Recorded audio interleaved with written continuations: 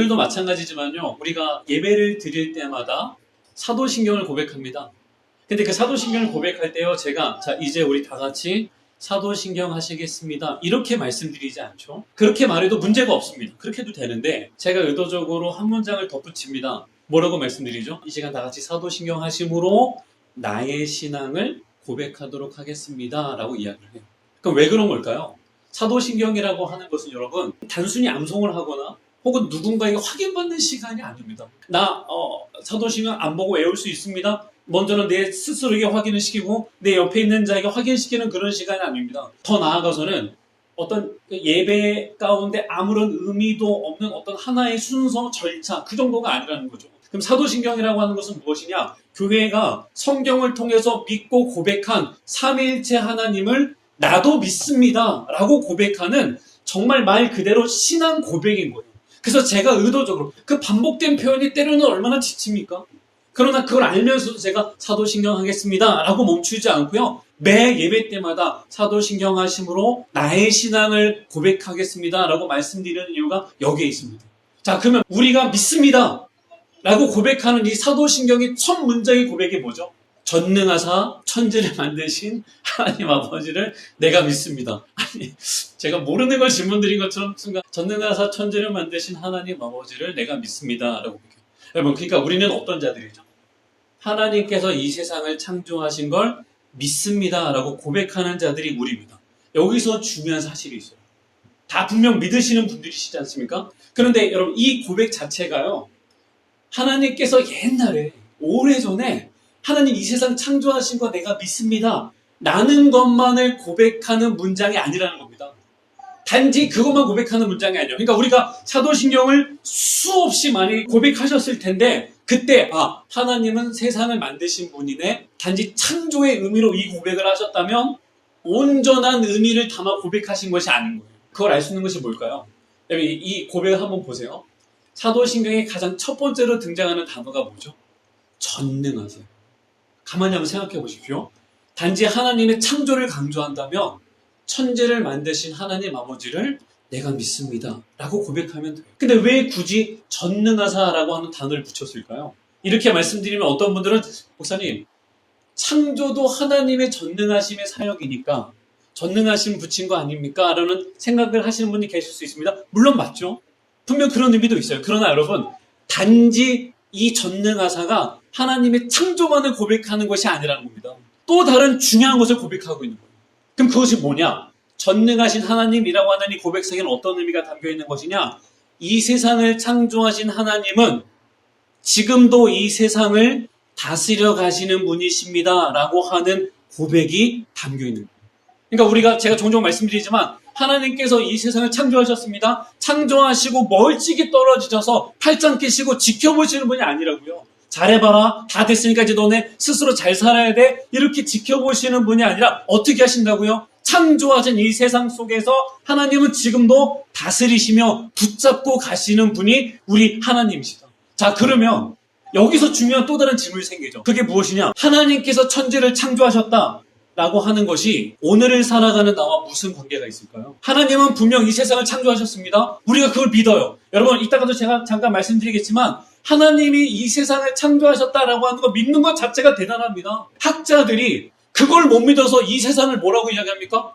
우주가 폭발해서 만들어졌다. 진화해서 만들어졌다. 하나님을 인정하지 못하니까 그 똑똑한 사람들이 그런 엉뚱한 소리를 하고 있는데 우리는 그걸 믿잖아요. 하나님이 세상을 창조하셨다는 걸 믿습니다. 그런데 하나님이 세상을 창조하셨다라고 하는 것이 오늘을 살아가는 나와 무슨 관계가 있냐고요. 여러분 만약에 이 질문 가운데 속에서 어떤 답이 나오지 않았다라고 한다면 죄송하지만 우리는 하나님의 창조는 믿으면서도 하나님의 섭리는 믿지 못하는 신앙일 수 있습니다. 그럴 수 있어요. 충분히 그럴 수 있습니다. 왜냐하면 우리는 연약하기 때문에. 그러니까 여러분 우리가 온전한 신앙생활을 하기 원한다면 두 가지가 필수적으로 필요하다는 거예요. 하나님의 창조를 믿는 자는 하나님의 섭리를 믿는 자가 되셔야 하는 거예요. 그걸 알 수 있는 것이 무엇이냐? 여러분 오늘 우리 본문 말씀을 보세요. 2절 3절 말씀을 보겠습니다. 그로 말미암아 자 여기 지으셨느니라 뭘 말씀하시는 거죠? 하나님의 창조를 말씀하죠. 3절 바로 이어서 3절에서 뭘 말하는지 제가 좀 읽겠습니다. 그의 능력의 말씀으로 만물을 붙드시며, 만물을 붙드신다. 뭘 말씀하고 있습니까? 하나님의 섭리를 말씀하고 있다는 거예요. 자, 근데 여기서 우리가 주목해 봐야 될 부분이 있습니다. 지금 성경이 이 두 가지를 말함에 있어서 동일한 말로 설명하고 있지 않습니다. 이해되시나요? 2절에서 지으셨다라고 하면서 창조를 말했다면 3절에서 만물을 붙드신다라고 하면서 섭리를 말해요. 즉 창조와 섭리를 분명히 구분해. 그러나 완전히 별개로 설명하고 있지는 않습니다. 가만히 한번 생각해 보세요. 왜 구별해서 말하는 걸까요? 왜 구분하는 겁니까? 그냥 이렇게 말해도 되잖아요. 하나님이 모든 것을 시작하셨고 하고 계신다. 그래도 둘 다가 이 고백 속에 다 함이 되어지게 되는 거 아닙니까? 이렇게 말해도. 그런데 성경은 그렇게 말하고 있지 않다는 거죠. 지으셨다 창조를 말하고 붙드신다 섭리를 말해요. 창조와 섭리를 구분하되 그러나 완전히 따로 떼어서 말하고 있지 않다. 왜일까요? 아주 중요한 의미가 있습니다. 창조와 섭리는 따로 떼어서 이해하면 창조도 온전히 이해할 수 없는 것이 되어버리고 더 나아가서 섭리도 온전히 이해할 수 없는 것이 되어버리기 때문에 그래요. 예를 좀 들어볼게요. 하나님께서 아담을 흙으로 빚으시고 사람으로 만드셨습니다. 그리고 오늘날 자녀들이 부모 사이에서 출생을 해요. 자, 그럼 이 두 가지를 놓고 가만히 생각해 보세요. 둘 다 하나님의 역사입니다. 그러나 역사의 방식이 다르죠. 아담은 어떻게 한 거죠? 부모 사이에서 나온 것이 아니잖아요. 하나님 어떻게 하신 겁니까? 전혀 없던 존재를 창조하신 거죠. 이건 창조죠. 근데 부모 사이에서 아이가 태어나요? 그럼 이건 뭐죠? 하나님께서 이미 만든 인간을 통해서 그리고 생육하고 번성하여 땅에 충만하라고 말씀하신 그 질서 안에서 생명이 있게 하시는 섭리라는 겁니다. 그런데 이 두 가지를 놓고 아담도 태어났고 자녀도 부모 사이에 태어나니까 둘 다 창조네? 그러면 어떻게 되는 거죠? 창조와 섭리가 모호해지고 섞여버린다는 거예요. 이런 의미에서 창조와 섭리는 구분하여 이해할 때 온전히 그 의미를 우리가 알아갈 수 있게 된다는 겁니다. 자, 그렇다면 우리가 창조가 뭔지 섭리가 뭔지를 좀 생각해 볼 필요가 있습니다. 먼저 여러분, 창조가 뭐죠? 하나님께서 이 세상을 창조하셨다라고 할 때 우리는요 너무 당연하게 생각해요. 근데 여러분, 이건 결코 당연한 게 아닙니다. 왜 그럴까요? 우리 인간이 무엇인가를 만든다라고 하는 것과 하나님이 창조하신다라고 하는 것은 전혀 다릅니다. 왜 다르죠?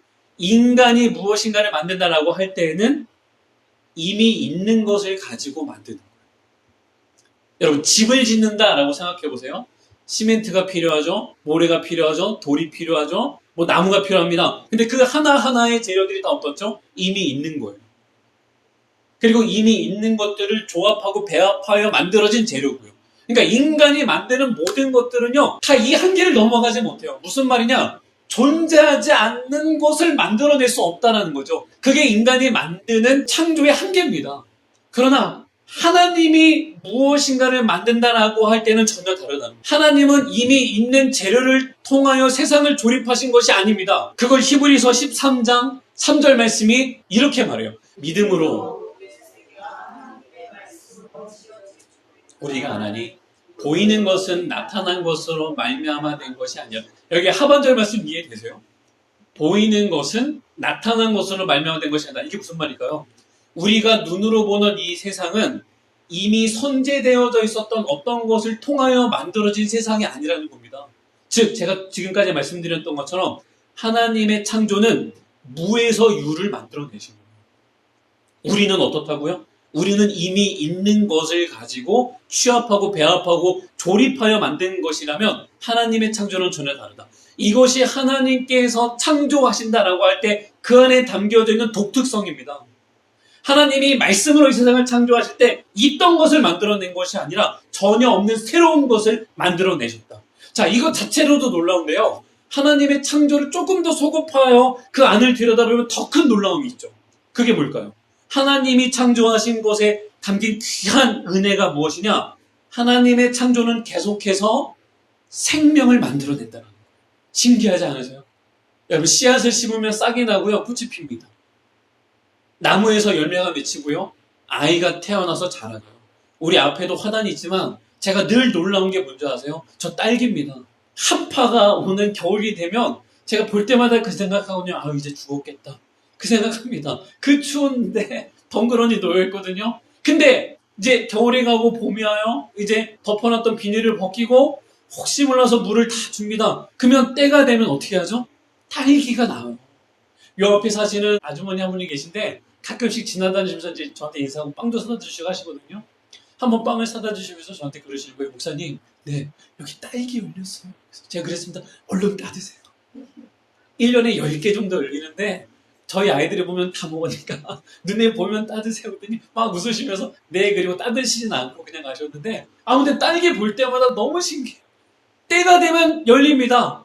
여러분, 그게 하나님의 창조하심에 담겨있는 놀라운 은혜라는 거예요. 근데 여러분, 은혜다라고 생각하고 넘어가지 마시고요. 이 안에 담겨있는 귀한 것을 보셔야 합니다.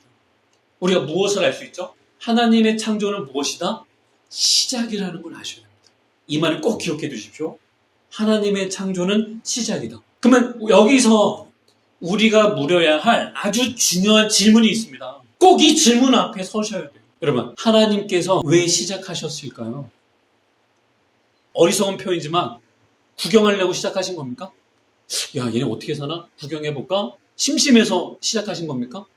아니면 세상 말이지만 갑질? 뭐 이런 거 유행이잖아. 갑질하려고 시작하신 걸까요? 그렇지 않죠. 이 의미를 아셔야 된다라고요, 여러분.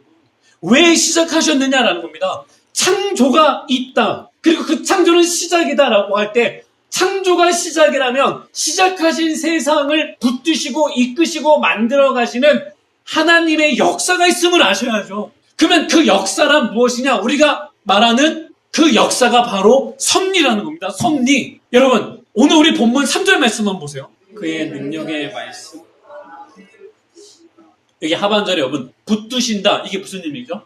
방금 말씀드린 것처럼 하나님은 처음 세상을 있게 하셨습니다. 있게 하신 세상을 붙드시고 계세요. 그리고 붙드신 그 세상을 당신님이 원하는 방향과 목적을 향하여 이끌어 가시는 분이 하나님이시다. 이걸 우리가 다른 말로 섭리라고 부르는 겁니다. 섭리. 자, 그런데 여러분, 여기서 우리가 한 가지 짚고 넘어갈 것이 뭐냐면 우리는 하나님의 섭리를 너무 부분적으로 생각한다는 거예요. 그 부분적으로 생각한다, 지엽적으로 생각한다, 이게 무슨 말이냐? 이제 간판을 떼야 되지 않습니까? 철거 비용은 다 됐어요. 그때 60만 원인가 줬습니다.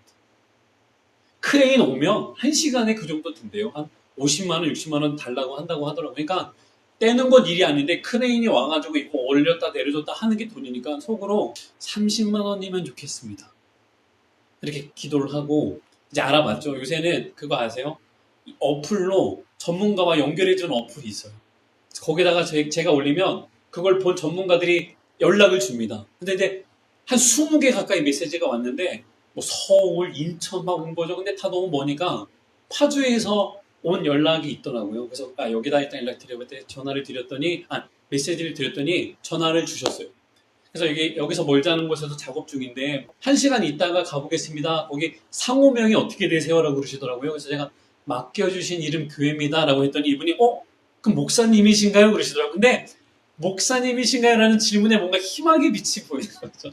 보통은 그렇게 안 묻거든요. 안 믿는 사람은 교회라고 해도 사장님이라고 하지 목사님이라는 표현 안 합니다. 근데 목사님이세요? 그래서 네, 맞습니다. 그럼 제가 잠시 후에 뵙겠습니다 하고 오셨어요. 그리고 보시더니 이분이 그러시는 거예요. 목사님, 저도 법원리에 다니는 어떤 교회 집사인데 교회 일을 할 때 제 인건비는 안 받습니다. 근데 단 그 크레인 값은 주셔야 된다는 거예요. 자기가 크레인이 없으니까. 그래서 알겠습니다. 그 크레인 값이 얼마일까요? 했더니 자기가 얘기를 잘해서 30만 원에 해드리겠다.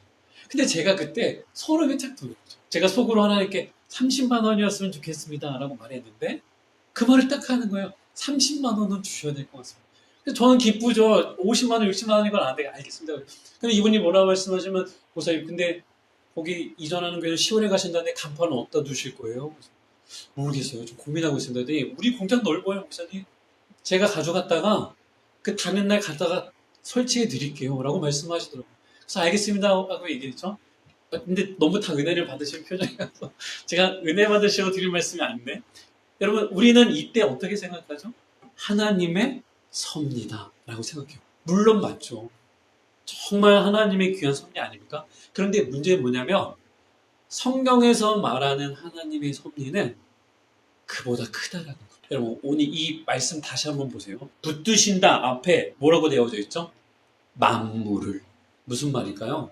이 세상 모든 것을 붙드시는 분이 하나님이시다. 그러니까 여러분, 우리가 아침에 눈을 뜨는 것, 지금 전혀 자각하고 있지 못하지만 내가 이렇게 편안하게 호흡하고 있는 것, 해가 뜨고 계절이 바뀌고 씨앗을 심으면 꽃이 피고 열매를 맺는 것, 이 모든 것 하나하나가 다 무엇이냐? 하나님의 섭리하심. 이 세상을 창조하신 하나님께서 지금도 이 세상을 붙들고 계신 섭리하심이다라는 것입니다. 여러분, 우리는 씨앗을 심고 물을 주면 당연히 꽃이 피고 열매를 맺을 거라고 생각하는데 그것이 결코 당연한 것이 아니다라는 것입니다. 그 작은 것 하나도 하나님께서 붙드시고 이끄시고 자라게 하시는 섭리의 은혜가 있기에 그런 일들이 벌어지는 것이지, 하나님의 붙드심이 없으면 이 세상은 일순간에 멈춰버리고 사라져버립니다. 지금 그걸 이야기하는 거예요. 자, 그렇다면 이제 제가 처음에 던졌던 그 질문 앞에 다시 한번 서보시죠. 하나님이 이 세상을 창조하셨습니다. 그렇다면 그 창조하신 하나님이 오늘을 살아가는 나와 무슨 관계가 있는 겁니까? 여러분, 하나님이 지금도 만물을 붙들고 계신다라고 한다면 그 만물 속에 누구도 포함이 되는 거죠? 저와 여러분들도 포함이 되는 겁니다. 그런데 이상하죠? 하나님께서 이 세상을 창조하셨다라고 하는 것은 우리가 굳게 믿는데요.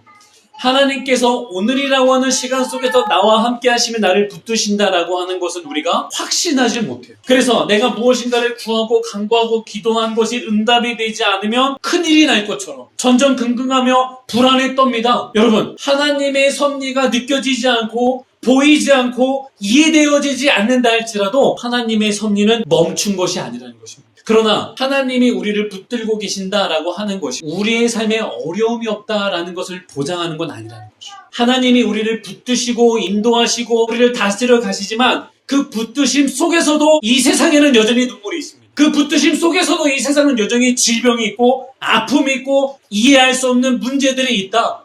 그래서 여러분, 우리의 초점이 내 기도가 응답됐는가? 내가 소원하고 바라는 것이 이루어졌는가에 맞춰지면 우리는 하나님의 붙드심 속에 살아가면서도 낭망할 수밖에 없어요. 어디에 초점이 맞춰져야 하는 겁니까?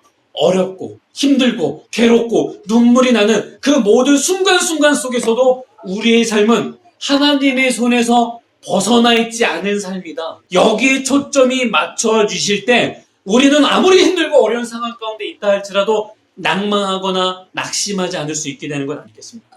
사랑하는 성도 여러분, 우리는 내일 어떤 일이 일어날지 알지 못합니다. 그죠? 그래서 때로는 그 이유 때문에 두려워하고 절망할 때가 있어요. 그러나 여러분, 잊지 마십시오. 우리가 아는 분명한 사실이 있지 않습니까? 그게 뭐죠? 내일을 누가 붙들고 계시는지 우리는 압니다. 없던 것을 잊게 하시고 지금도 당신님이 세운 질서 안에서 만물을 붙들고 계신 그 하나님께서 내일이라고 하는 시간 속에서도 나를 붙드시고 인도하고 계신다는 것입니다. 그러므로 여러분, 그리스도인은요, 모든 것을 이해하기 때문에 낭망하지 않는 존재가 아니라는 걸 아셔야 합니다. 모든 것이 풍족하고 풍요하기 때문에 평안한 자들이 아니에요. 우리가 평안하게 살아갈 수 있는 이유는 무엇이냐? 모든 것을 붙들고 계신 분이 우리 하나님이시다라고 하는 것을 알기 때문입니다. 세상을 창조하신 그 거룩한 손이 언제나 나와 함께 하십니다. 나를 붙드시고 나를 인도해 가십니다. 그 귀한 믿음과 확신 안에서 주어진 오늘을 믿음으로 살아내시는 저와 사랑하는 성도님들이 다 되시길 주님의 이름으로 간절히 소원합니다.